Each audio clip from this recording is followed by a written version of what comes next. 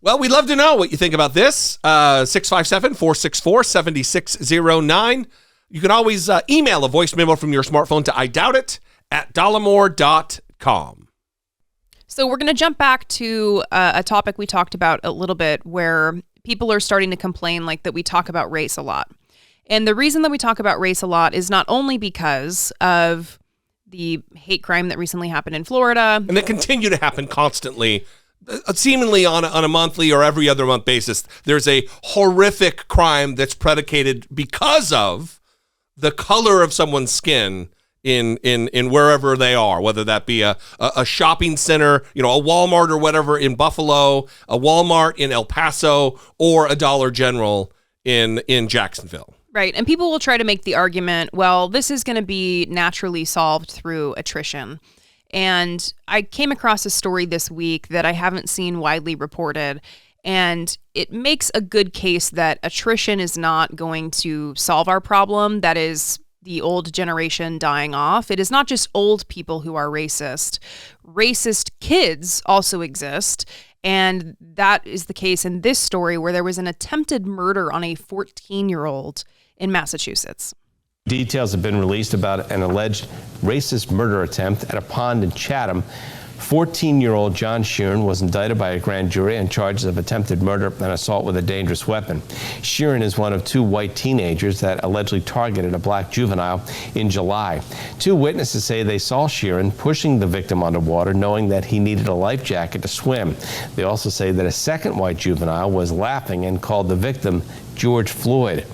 The victim also alleged stone throwing and being called racial slurs. Sheeran is being held without bail and is due back in court on September 13th. Now, I understand when people make the argument about attrition, that these people are going to die off and we'll be left with a more understanding electorate or, population. The problem with that is that we have people like Nick Fuentes, who are a younger generation, a Generation Z or whatever they're called now, who are leading this type of hate into the future from a young generation's perspective. And it's dangerous, and they're capitalizing on it, and it's hate, it's violence. It is maybe even a more pernicious because of the fact that they are really, truly calling for autocratic governments, a king. Donald Trump is the king. They're using language that up to this point has not been acceptable by really anybody. Yeah.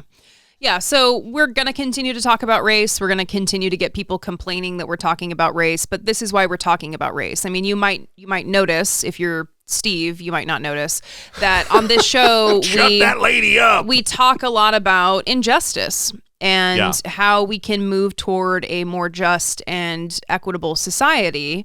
And I mean, when you have teens that are trying to drown black kids in Massachusetts, laughing and calling them George Floyd. Yeah. And this isn't even a story that is mainstream. I mean, have you heard about this story? No, this is the first time. Yeah, so it was an NBC News clip, but it's not wall to wall. They're talking about CNN's polling wall to wall, but they're not talking about this wall to wall. So there's certain choices that are made in reporting, and we make those choices too to highlight what is important, and this is important.